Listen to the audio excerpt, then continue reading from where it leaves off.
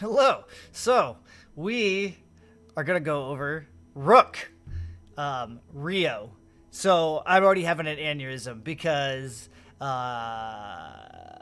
we have an issue in the community regarding classes. Okay, everybody calls people by their names, right? Right? Everybody's like, "How's Rio? How's Rio? How's Rio? How's Rio?" First shot, the soldier. Now this is the first time we actually have a soldier character move over to a different subclass. Rio is now an Outlander. Rio is the name of the girl, not the name of the class. This is the Rook Outlander, played by Rio. Okay? Okay. I'm already getting people everywhere being like, "How's Rio?" I'm like, "Rio's cool. It's got the rate of fire on reload. You get." Come on, guys. Come on. This is Rook. Okay. End of that conversation.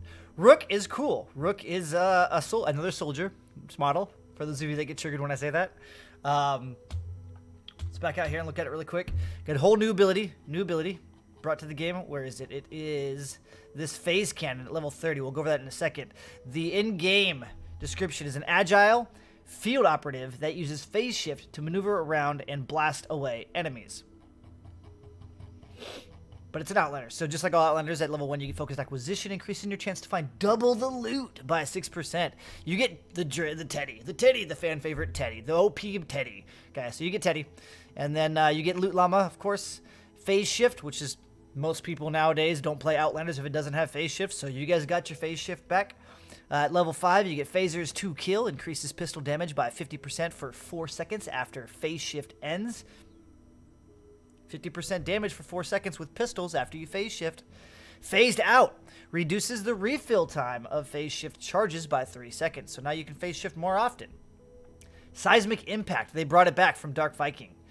This is that I'm going to punch the ground and then that blue digital volcanic eruption comes out of the ground. So you get that at 2-star evolution. 12, you get in an Outlander, eliminating 3 enemies within 10 seconds. After using phase shift will refund phase shift charge. So after you phase shift, if you can kill just three husks after you phase shift within 10 seconds, that's a long time, you get a free phase shift back. It gets refunded. So you already have cooldown reduction. They're readily available already. You have a lot of them. And then now if you kill just 3, you get it refunded. So you're going to be able to phase shift for days, okay? Just phase shift, phase shift, phase shift, phase shift. Level 15, you get Eagle Eye, increases the critical rating with pistols. Okay, so it's turning out to be a pistol-based hero, right? Bear With Me increases the duration of Teddy by 5 seconds. Everybody's favorite. And then 3-star, you get In the Zone, so now you can farm faster with your pickaxe. At 25, you get Berserker, increases the damage dealt by Teddy by 25% and another 5-second duration increase. Here's the unique new thing with this hero. You get Phase Cannon at level 30. Phase shifting empowers the equipped weapon, ranged weapon, causing the next shot fired to shoot a phased projectile which pierces enemies and deals 60 base energy damage. Switching or holstering weapons removes this effect. So now we've got this new ability where when you phase, you have a piercing energy shot. Okay. We'll go over and I'll show you how it works in a second. There's a lot of confusion on how, not confusion, just rumors. People not really paying attention, assuming that it does something different than what it really does. We'll show it off. I'll explain it in a second. Her bonuses she brings to the table is the support bonus is called Eagle Eye, increases your crit rating with pistols by 18%. And her tactical is Sneaky, where Shadow Stance increases movement speed by 20% for 5 seconds. Okay, so here we are. Real quick. Phase shift, for those of you that have been living under a rock or brand new to the game, phase shift is this. You can just phase shift around, right? Look at that. So you have 3 of them, right? Took me, by the time I used all 3 of them, 1 second to get another one back. 5 seconds, 4 seconds, 3 seconds, 2 seconds. So you can phase shift like a maniac, okay? A lot of people only play this hero, or play Outlanders because of phase shift. So now you can phase shift like crazy, like a madman. Seismic Impact was first brought to the game with Dark Viking. Seismic Impact on her is just the basic Seismic Impact, whereas Dark Viking has some extra perks involved with his, where it will actually go forward and then come back again. This one only goes outward. So this is Seismic Impact. Bam! 15-second cooldown. Goes out a few. It's cool. It's cool. So for those of you that have trouble with, let's say, the shielders, the bubble shielders that come by, that will go through and break them, kill them, and then the shields popped, right? It also, another cool thing that it does is, for one, it goes through walls. So we'll go ahead and we'll angle it. As you can see, it went out through the wall, so you can shoot it through walls. It'll also drop down cliffs. We get interrupted. We might get interrupted. We are going to get interrupted.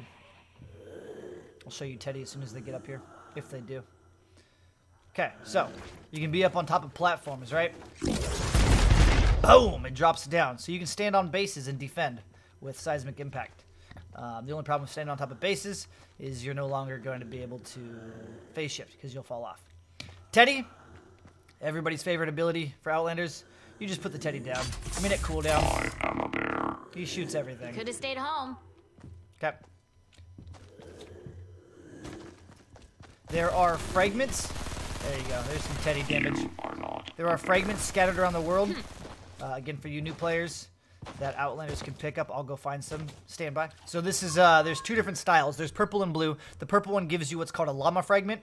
I ultimately think they're a waste right now because everything else in the game has become buffed over the year, and this has not. You don't get very much of anything out of these things, but everybody loves them, right? So one of the things, you want to make sure that you're in the zone. Boom, I'm all glittery. You can go ahead and drop your llama. Find the crit spot. Usually if you walk up to a leg and look down at its ankles, you can keep the crit spot right in front of you and not have to work very hard.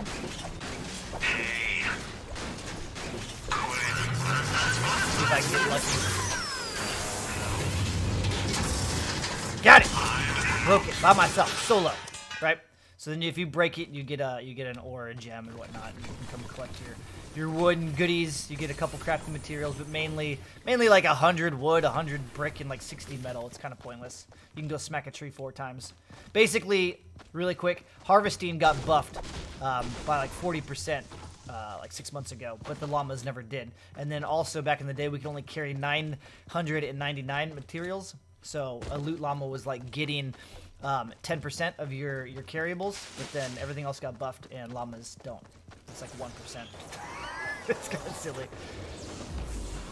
Okay, let's go find a blue one really quick.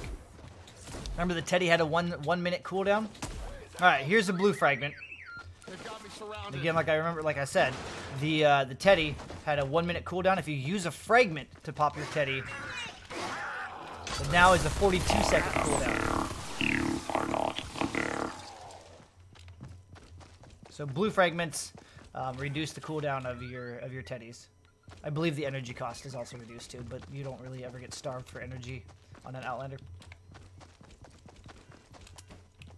So how this character works is if you get 3 kills within 10 seconds after you phase shift, you get a phase shift back. 1, 2, 3, phase shift back.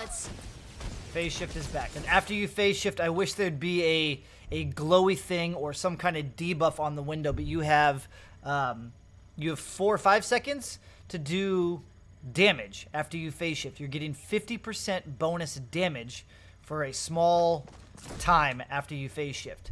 And there, I wish there'd be either something around your arm, I wish there'd be something around your leg, something on the menu. In games like World of Warcraft, your buffs and debuffs and everything show up as icons with timers on them. Something on screen for a lot of these limited time windows would be nice. I mean, obviously, if you know what your standard damage is on a shot when you're doing more damage. See, it's doing 13 now. Now it's 9. You can't see. Okay. I mean, you'll know that you've lost your buff. You could also kind of count in your head. So you do bonus damage after you phase shift. Within 10 seconds after you phase shift, if you kill 3 targets, you get your phase shift back, so you can phase shift for days. You've got to beefed up Teddy. And then your seismic again. The one unique thing that all of you are focusing on instead of how the character plays. So you've got a beefy Teddy. You have some excellent gunplay, but what everybody cares about, including you guys, is this ability. See that blue ball? Yeah. That's what everybody thinks the character's about. There's so much more happening on this hero But that's all anybody cares about. So let's go ahead and I'll grab, let's grab this pistol. It's got a shot that you can see, right? You see it? Now watch this. That phase cannon.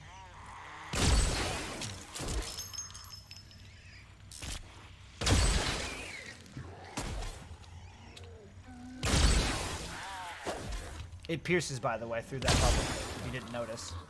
It happens.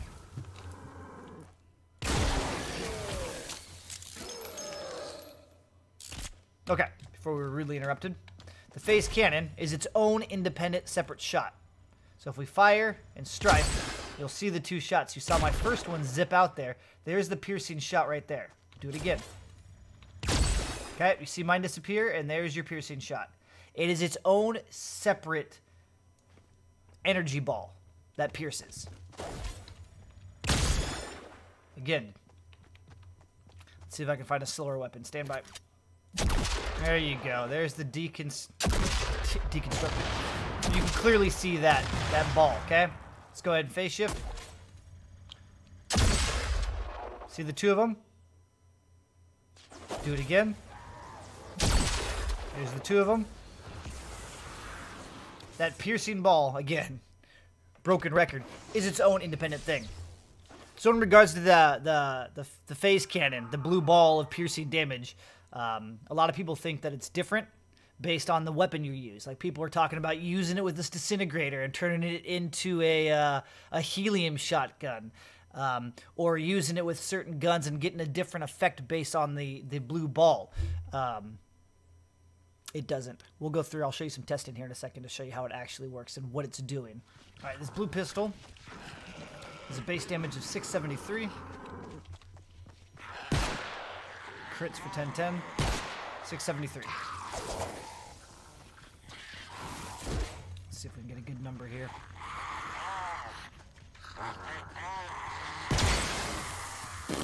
Couldn't even tell. 21,227. 21,227. All right, let's see what it hits for on an elemental. 15 at 920.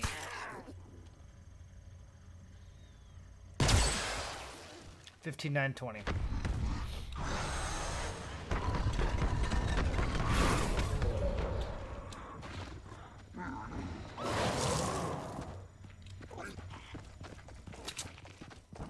Let's try it with a different gun. 15,920.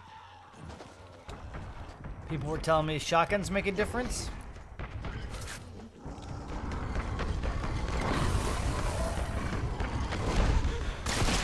$15,920. Okay.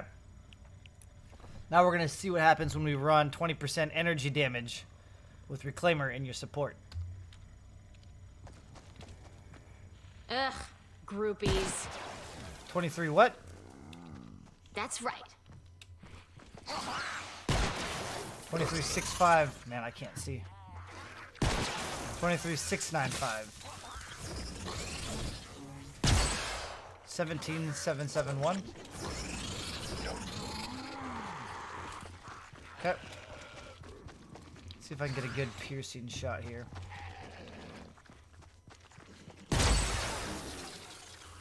It does pierce, so the damage doesn't get reduced. It was reduced there because it hit a physical husk, or non-Ellie, and then it hit the elemental in the background. So that's why we saw the 23 and the 17. Let me get rid of these guys. We'll see if I can knock these two easier. Whoosh. Come here. Yep, 17,771, 17,771. Okay, here we go. Let's see if Shuriken Master for 20% ability damage affects it. Enough. 18.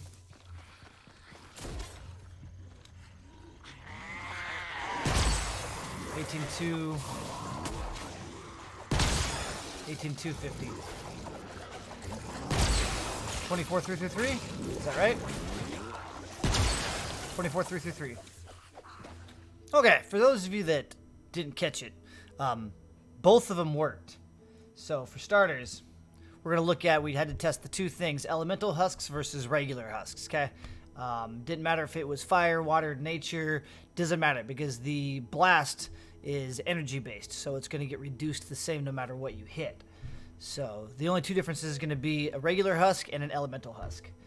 And so we're going to have the two columns here. So this was with no bonus, okay? So no Shuriken Master for ability damage in support and no Reclaimer in support for 20 energy damage. So the regular husk took 21,000 and then the elemental husk took just about 16,000 damage. So it was reduced, okay? Then we tried out Reclaimer, which gives you 20% energy. And sure enough, it buffed the damage, buffing it up to 23.6 and then 17.7. Then we tried ability damage with Shuriken Master, pow, bringing it to 24.18. Now, just as a quick reminder, if you're trying to do the numbers here, being like, wait, these don't add up, 20% is not 20%. Calm down, calm down. When you put your support heroes in, and when you put your tactical heroes in, you get 20% of some of their stats. One of those stats is tech, ability damage, okay? So my Shuriken Master is a 4-star 40, and my Reclaimer is only a 3-star 30. So that's why the numbers are different, because my Shuriken Master applies more tech, which then affects my ability, and the what we've learned here is that ability is definitely an ability, okay? It's not a bullet, it's not affected by guns, it's not affected by anything besides tech and energy. Okay, but that's why the numbers between Reclaimer and Shuriken Master don't match. And they probably wouldn't match either if they were both 4-star 40, because I believe you get more tech actually from Reclaimer over Shuriken Master. So if they were both equal, I think the 20% energy probably would have been a bigger number. But regardless, either of them buff your stuff, okay? And if you're using a gun that has energy damage on it, Reclaimer will also buff your normal shots with your gun. So it's kind of a win-win if you're going to be using energy weapons to buff your energy-based abilities with energy-based weapons. So for some of us that play soldiers, we run a lot of assault weapon damage, right? And then when I come over and I play other heroes, I used to do the same thing, but then I started using more and more energy weapons, and so now basically like on Dark Viking, where all three of his abilities are energy-based, I'll run all energy weapons and run Reclaimer, so my weapons and all three of my abilities are buffed, right? So I'm still able to put out more damage whether I'm shooting or slamming the ground. Same thing kind of applies here. One of the ways you can play this character, and it's kind of, it's kind of cheesy and boring, in my opinion, but you can literally wall bounce with it, okay?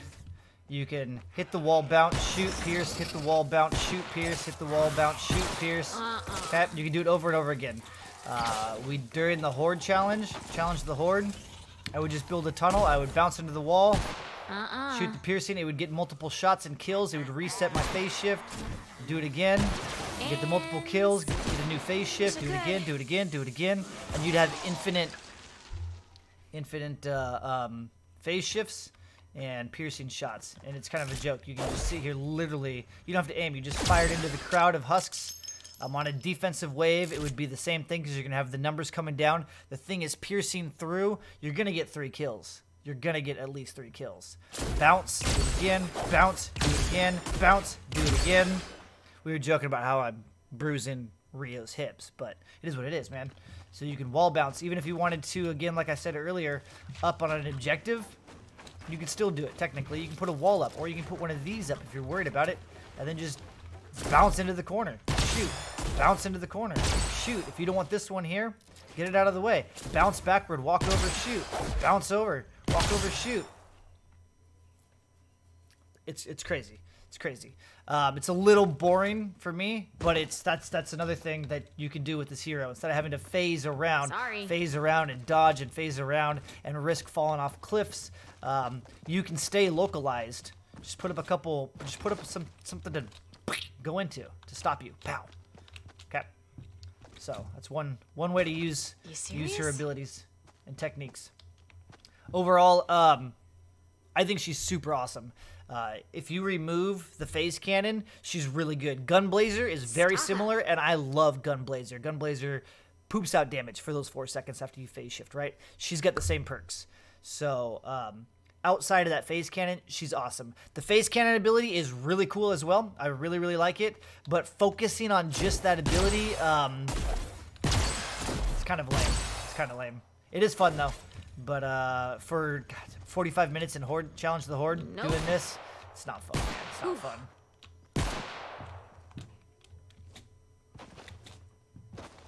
But hopefully that clears some things up. She's super good. If you guys haven't done it, go do your weekly. Get her. She's awesome. I don't really have any complaints about her at all, really. The phase cannon is a nice new ability. They're doing really good things with bringing seismic impact to the table, plasma cannon, kunai. I know a lot of you guys don't like kunai. Kunai is a cool ability too. Definitely some new ideas. Whereas they brought with Double Agent and Nevermore the dual lefty righty, right? It was a cool concept, but it was like an altered minigun. It didn't seem like it was fresh. Whereas this is definitely a new thing. Kunai definitely new, and then seismic. This thing is, God, that thing is cool. That thing is so strong. But again, as I mentioned earlier with the energy damage from Reclaimer versus ability damage, ability damage is going to affect everything, including Teddy. Teddy is not energy-based, so if you run Reclaimer to buff your weapons and your Seismic and your Piercing, just remember that Teddy isn't buffed. But Teddy already has 2 solid perks already for him. So it's preference, whatever you want, ability or energy. You want to do more bullet damage, run some energy if you'd like. If you want to focus more on all 3 of your abilities instead of just 2, run ability damage. But that is, again, depending on what heroes you have access to. And, I like him. I like her. Rio. Best hero in the game. Rio. All right. Don't. Rook. On that, I'll see you guys next time. Bye-bye now.